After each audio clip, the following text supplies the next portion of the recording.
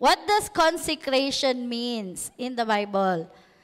Consecration means set apart. Ano? Set apart. So ano yung literal na halimbawa sa set apart? 'Di ba? Kapag nire-require tayo na pag nag-exam, one set apart, 'di ba? Sasabihin ng teacher, para anong purpose? Bakit sinabihan kayo na one set apart? Para walang kopyahan, 'di ba?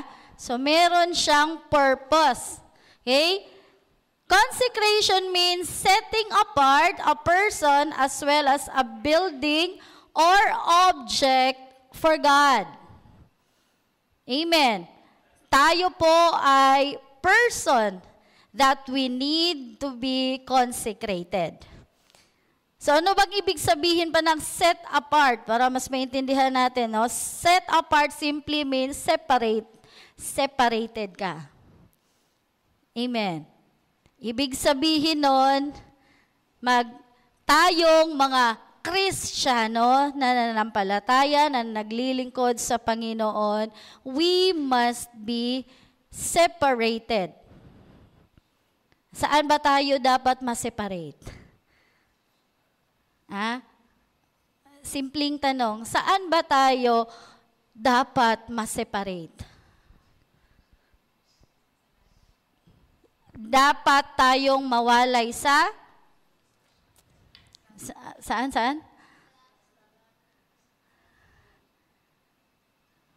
Alam mo, nabanggit yan ni Brother Mike kanina eh. 'Di ba? Kapatid, dapat ma-separate tayo, ma-separate tayo sa mundo. Because you're already a Christian.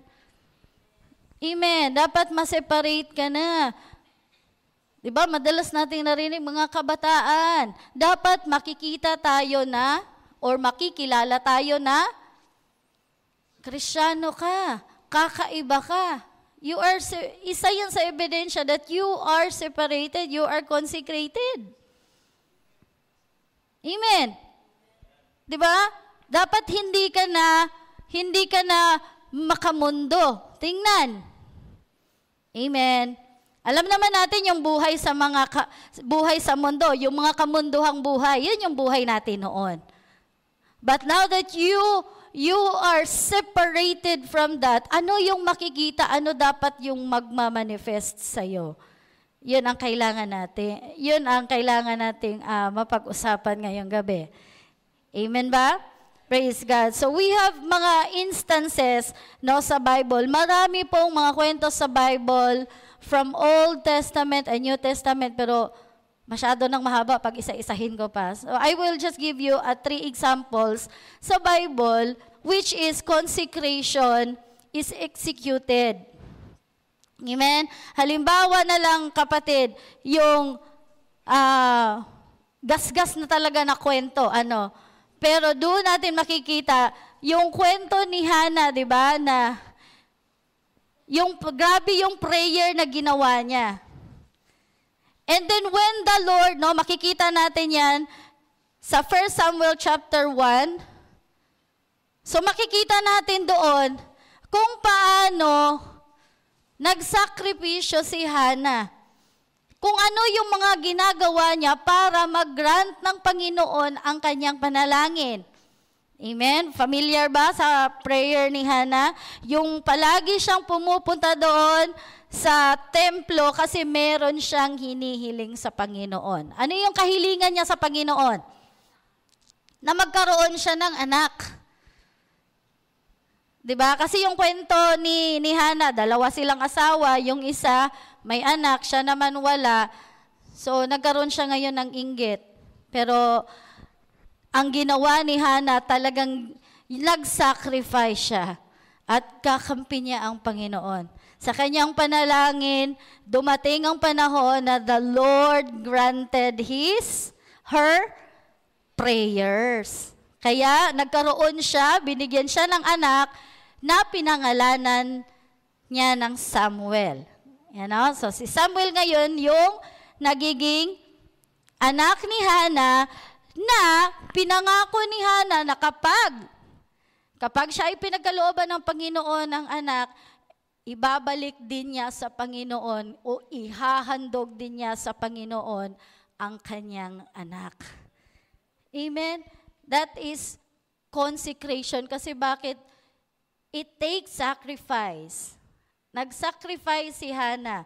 Biruin mo, ang tagal na hindi ka nagkaanak, tapos yung pangako mo kay Lord, yung commitment mo kay Lord na kapag ako ay pinagkalooban ng anak, ibabalik ko rin ito sa iyo, Panginoon. And Hannah's prayer happened. Amen? Dahil sa kanyang sakripisyo. Ano pa? Halimbawa, si Jesus, no? Jesus' consecration in the temple. Makikita yan sa Luke chapter 2, verse 22 to 24. So, hindi ko na babasahin. Nandyan ba? Yan o. So, take note nyo na lang yung verse. So, ito yung kwento ngayon na si Jesus. Si Jesus naman, dumating ang panahon na he needs, no? Dumating ang tamang panahon na siya ay i-dedicate doon sa temple. Si Jesus. Maliit pa lang si Jesus, talagang nakadestino na siya. Kumbaga yung buhay niya, na-set apart na. Na-set apart na siya para sa bagay na yan. Kasi ang sabi dito, a person as well as a building or object for God. So Jesus was already separated.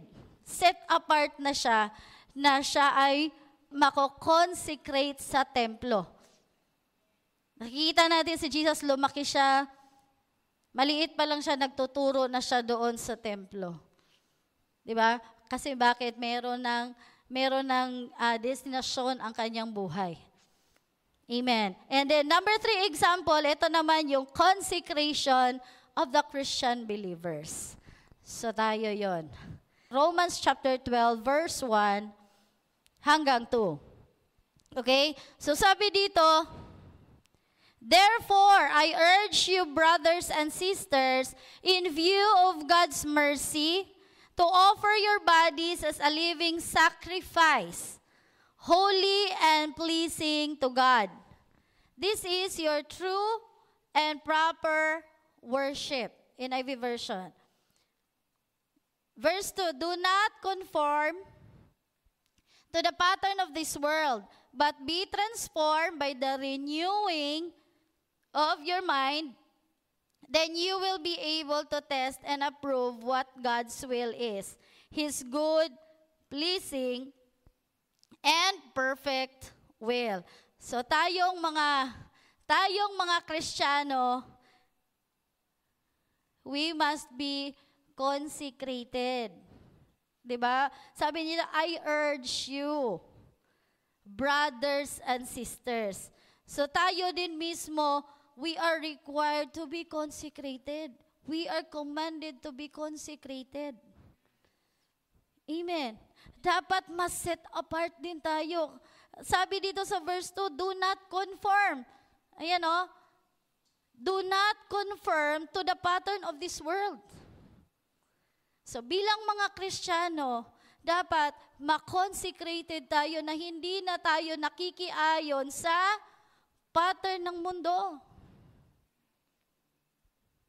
Amen. Ibig sabihin na separated ka, set apart ka na. Hindi ka na makamundo, kapatid. Amen. Sabihin mo nga sa tabi mo, hindi ka na makamundo. Diba? Kaya hindi ka na nakikiayon ano man ang gawain dito sa mundo. Diba? Ngayon pa namang October, may tigtigan, tirakan na naman. Huwag kang makiayon sa tigtigan na yan, kapatid, dahil yan po ay, tapos pagkatapos ng tigtigan, kasi diba, October, tigtigan, no? Tapos pagkadating ng November, ayan na, mag-Halloween na naman, baka kasama kayo sa trick or treat. Kapatid, hindi po gawain ng isang Kristiyano yan. You are already set apart. Amen. Kasi yan mga pattern yan sa mundo. Huwag tayong makiuyon doon. Di ba? Sasama-sama ka lang ba kasi naiinggit ka sa ginagawa nila? Uy, ang dami niyang candy. Kasi sa trick or treat, di ba? no? Namimigay ng candy. Kaya minsan ako, nalulungkot ako ba, no? Yung mga makikita ko sa Facebook pagdating sa araw ng Halloween, kahit mga kapwa Kristiyano nagpo-post.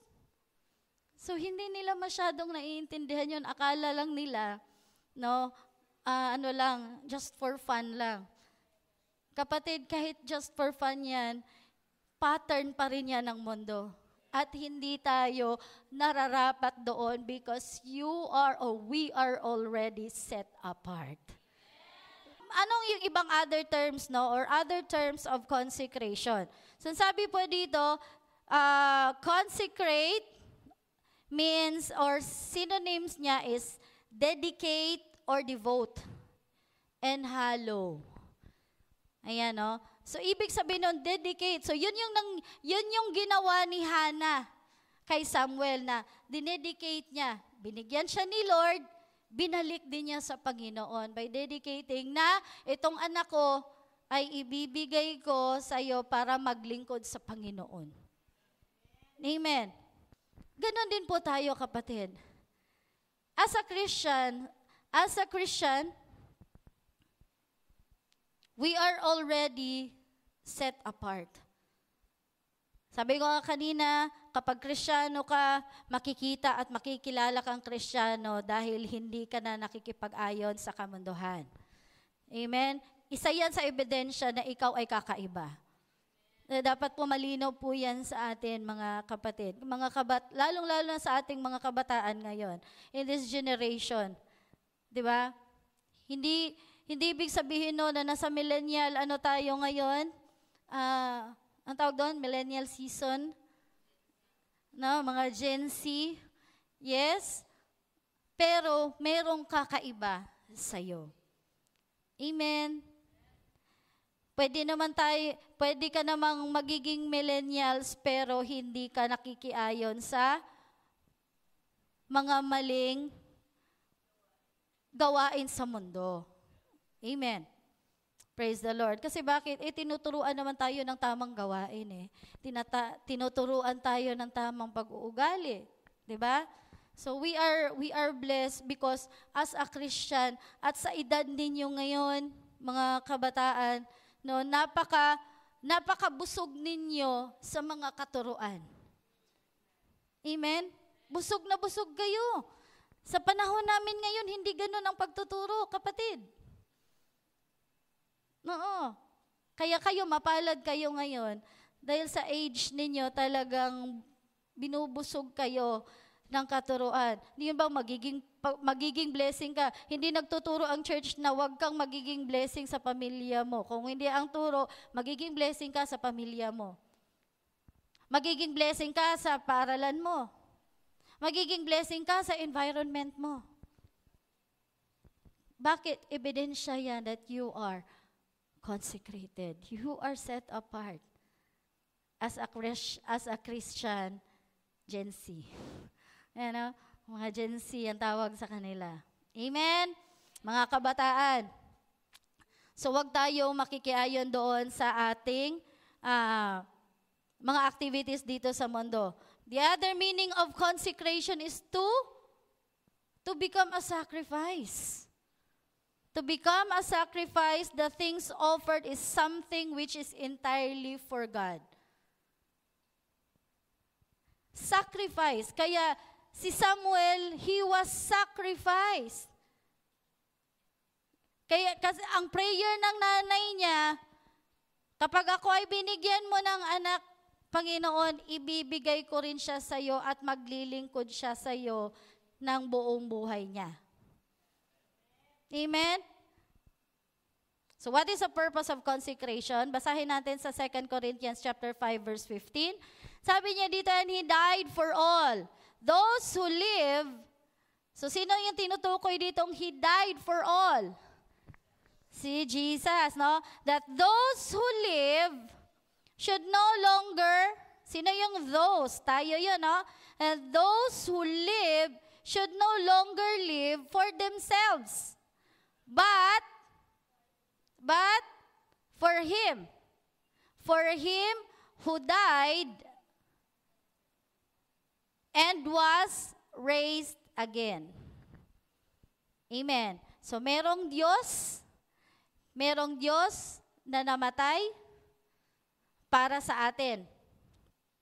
Yung buhay natin bilang mga niligtas ng Panginoon, we are set apart to live to Him. Dapat mamuhay tayo para sa Kanya.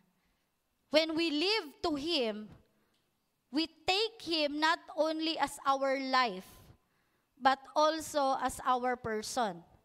In all our living actions, we should cooperate with Him and allow Him to live Himself through us. Number one, purpose of consecration, makikita po natin sa Romans chapter 12 verse 1. Sabi po dito, therefore I urge you, brothers and sisters, in view of God's mercy, to offer your bodies as a living sacrifice, holy and pleasing to God. This is your true and proper worship. So point number 1 po, tatlo lang po ito. Present your body as a living sacrifice. Paano daw natin ito i-present sa Panginoon? 'Di ba? Kakasabi ko lang kanina, sabi dito, this is your true and proper worship. So ibig sabihin na yung pag-present natin sa ating katawan. Yan, no? Yung ating magandang katawan as a living sacrifice, kapatid. This is our act of worship. Act of worship natin sa Panginoon. Kaya kapatid, ingatan natin yung ating katawan. Anong klaseng pag-iingat ba ang ating gagawin para mapapanatili natin, kapatid, ang ating mga katawan, di ba? Kaya ulitin ko, huwag tayong makikiayon sa mundo. Kasi may mga gawain sa mundo na nakakasira sa ating katawan. 'Di ba? May mga bagay, 'di ba? May mga bagay na sumisira sa ating katawan. And because you already set apart, hindi ka na dapat nakikiuyon doon. Amen? Kaya the Bible says, the Bible did not say, wala kang makikita sa Bible na bawal uminom. Bawal magyosi. Di ba? Bawal mag-drugs. Wala kang makikita dyan. Pero alam natin, yung mga bagay na yan, hindi dapat sa ating katawan kasi nakakasira. Di ba? O ano pa ba? Hindi lang yung mga chemicals na yan, ha? Marami pa. Yung pagpupuyat. Di ba? Yung pagpupuyat, nakakasira sa katawan yan. Di ba? Amen daw. Kasi maraming nagpupuyat sa atin dito. Kaya kinabukasan, di ba? Kung ano-ano lang ang nararamdaman natin. Isa na ako dun. Sometimes. Di ba? Sometimes late nang natutulog. Di ba? Yung late namang natutulog, depende naman yan kung ano yung dahilan, bakit ka na late. Di ba? Pero kung sinasadya mo talagang late na matulog, kasi bakit? Busy sa kaka-cellphone, busy sa kakalaro. Kapatid, di ba? Busy ka sa mga anik-anik mo,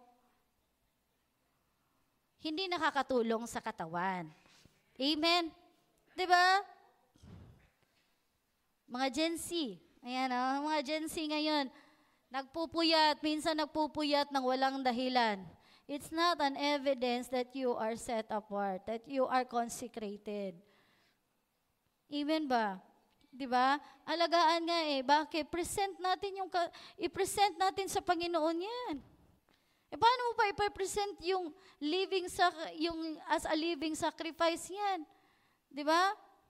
Hindi na pantay yung lakad mo, 'di ba? Kabata-bata mo pag gout ka na. 'Di ba? Mga ganyan, kapatid. Hindi lang naman mga gadgets, mga chemicals, madami pa din sa panahon natin ngayon. 'Di ba? Lalo na sa mga kinakain natin. Amen. Kahit sinabing bawal, sige-sige pa din.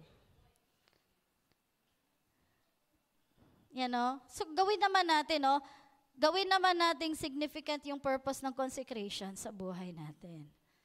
In Romans chapter 6, sabi po dito sa Romans chapter 6 verse 13 to 14, Do not offer. Do not offer the parts of your body to sin. Malinaw ba? So wag daw nating i-offer yung kahit anong parte ng ating katawan tungo sa kasalanan. Amen?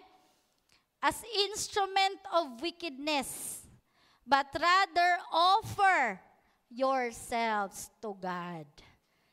Offer mo sa Panginoon, wag sa kasalanan. As those who have been brought from death to life, and offer the parts of your body to Him as instrument of righteousness. Amen. Kaya yung katawan, yung kahit ano sabi dito kahit anong parte, yan yung sabi ni Pablo kahit anong parte ng katawan natin. Kasama na yan yung isip natin. Amen. 'Di ba? So, ibig sabihin nun, ang pagiging consecrated, kapatid, talagang ibang-iba ka. Unique ka. Amen? Hindi ka na, tawag nito, usual. Amen. Hindi ka na ordinary. Amen. So, tandaan po natin yan Sabi dito, malinaw po sa atin na lahat ng parte ng ating katawan dapat i-offer natin sa Panginoon, hindi sa kasalanan. Amen So, yung kamay mo, para yan sa gawain ng Panginoon, hindi yan ginagamit para manuntok ka, di ba? Or makikipag-away. Tama ba? Praise God. Yung dila natin, di ba? Yung dila natin, dapat, it speaks life. No? Magbitaw ng blessing. Hindi magmarites. Di ba? Kasi part yan ng Paano ka maging set apart yan? Kung hanggang ngayon, marites ka pa rin. Kristyano ka na, pero number 1 kang marites, di ba? So, ingatan yung ating mga dila. Di ba? Ingatan yung ating mga mata, lahat ng parte ng ating mga katawan na nagdudulot ng kasalanan. Amen? Praise God. Dapat set apart na. Sabihin mo sa katabi mo, set apart ka na. Set apart ka na. Anong nakikita natin? Dapat yung nakikita natin, puro magaganda, puro mga positibo. Dapat yung mga ginagawa nating mga actions, positive ka. Wag kang nega. Sabi mo, wag kang nega. Kahit anong testing, kahit ano pang challenge, hamon sa buhay mo. Diba? Sabihin mo sa katabi mo, dapat think positive ka lang. Diba? Think positive ka lang. Amen. Praise the Lord. Pangalawa na tayo. Lapit na tayong matapos. Number 2, for we are His workmanship. Ayan. Ano kayo ibig sabihin nito? Ephesians chapter 2 verse 10. Sabi dito, for we are God's handiwork, created in Christ just to do, To do good works. Good works. Walang bad. So, good works. Which God prepared in advance for us to do. So, tayo, tayo? Workmanship. Ibig sabihin nun, tayo ay katuwang na ng Panginoon sa gawain. Amen? We believers who have been chosen and redeemed by God are His workmanship. Tayo na mga niligtas na, mga pinili ng Panginoon ay Kanyang kasama sa gawain, kapatid. Ibig sabihin nun,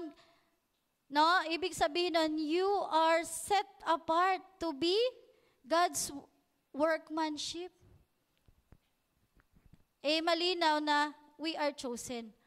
Ibig sabihin nun, hindi lahat. Hindi rin lahat. Sino lang ang ka-workmanship ni Lord? Lahat ng Lahat ng kanyang pinili at lahat ng kanyang mga tinubos lamang. Amen. Ikaw ba sigurado ka tinubos ka ng Panginoon? Ha? Amen? Tayong lahat ay tinubos ng Panginoon. Praise God. No? Created in Christ Jesus for good works. Nilikha tayo ng Panginoon para gumawa ng mabuti, which He has prepared for us to walk in. See? Lahat ng magandang plano ng Panginoon, lahat ng plano ng Panginoong Diyos sa atin, kasama na yan, kapatid. Ginawa ka ng Panginoon kasi meron siyang magandang plano sa atin. Yan o, yung pinaghahandaan ka na niya sa maganda mong kinabukasan. Yun bang journey ng buhay mo, pinaghahandaan ka na ng Panginoon? Yan o, this requires our consent, which results in our offering ourselves to Him. Kaya mahalaga talaga na yung buhay natin ay naiaalay natin sa Panginoon. Sa Panginoon lamang. He might work us to complete His good works. So ang Panginoong Diyos, nung ikaw ay nilikha niya, mayroon talaga siyang magandang plano sa buhay mo. Wala siyang pangit na ginawa o nilikha para sa iyo, kapatid. This should be another purpose of consecration. Amen? Tayo ay nilikha ng Panginoon, tandaan natin yan, nilikha niya tayo para magiging katuwang niya sa gawain. Diba?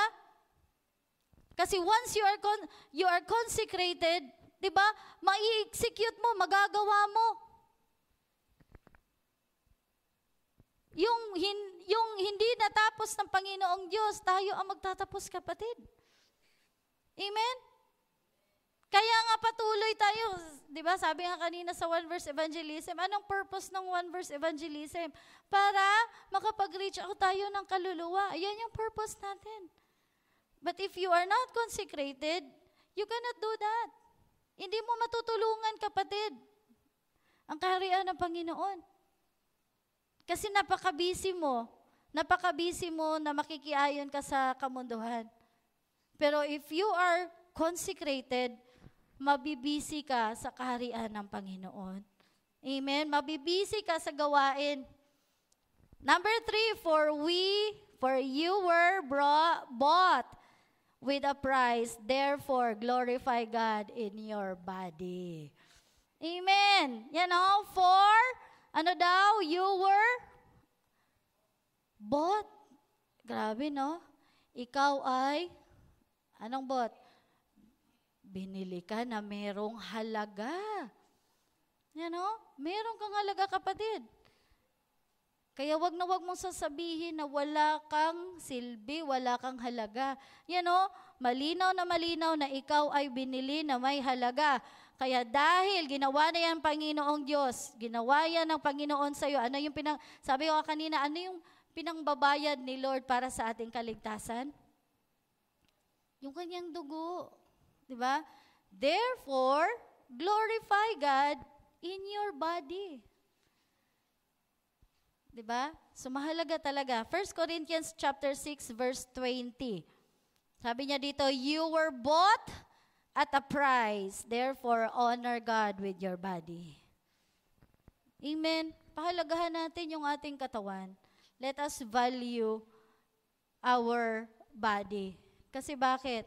To glorify our Lord Jesus Christ. Amen? Hayaan natin ang ating Panginoong Diyos na manahan sa atin. Because if God is in us, magmamanifest yan sa buhay natin, kapatid. Amen? At ano yung mga manifestation na mangyayari sa atin? Kapatid, kung saan ka ngayon, yan, manifestation yan. Na hanggang ngayon, you devote yourselves sa gawain ng Panginoon. Hindi ka nag-a-absent. Tingnan mo yung katabi mo, hindi yan nag-a-absent ng Wednesday. Mas lalong hindi yan nag-a-absent ng Sunday. At mas lalong hindi nag-a-absent, nag-i-escape ng life group. Amen? That's how we glorify God. Amen. Yun, mahalaga kasi sa Panginoon itong katawan natin eh. 'Di ba? Kasi ito yung kumikilos, ito yung gumagawa. 'Di ba? Ano man yung mga bagay na ginagawa nating hindi kaaya-aya sa Panginoon, kapatid, hindi natutuwa si Lord dyan. Amen? Anong hinahanap ng Panginoon sa atin? Yung makikita niya yung holiness sa atin. Yung kabanalan. Mamuhay tayo na may kabanalan. Amen? Mamuhay tayo na may kabanalan, kapatid. Yes, our God is holy. But because we serve Him, mamuhay tayo na naaayon sa Kanya. So let us consecrate ourselves, our lives for God. Amen. Whatever is consecrated is being offered to God for His purpose and glory. Whatever is consecrated is being offered to God for His purpose and glory. So whatever is consecrated, anong ibig sabihin nun? Is being offered to God. Ano yung ino-offer natin sa Panginoon? Our body, our lives. Yung entire tayo. Yung buong-buo tayo. Yun ang mai-offer natin sa Panginoon bilang mga Kristiyano. Amen? Na mamuhay tayo. Mamuhay tayo na naaayon doon sa kalooban ng Panginoon. Amen? Huwag tayong makikiayon sa mundo, but you are already set apart. Amen? Praise the Lord. So in conclusion po, God's ultimate purpose is to sanctify us. God's ultimate purpose is to sanctify us. Make us holy. Mamuhay tayo na may kabanalan, kapatid. To make us like Jesus. Kung ano yung mga ginagawa ng ating Panginoong Diyos for His purpose and His glory. Gawin natin, kapatid, para sa kaluwalhatian ng ating Panginoon. Amen? So tonight, I request everyone to stand up and I challenge po sa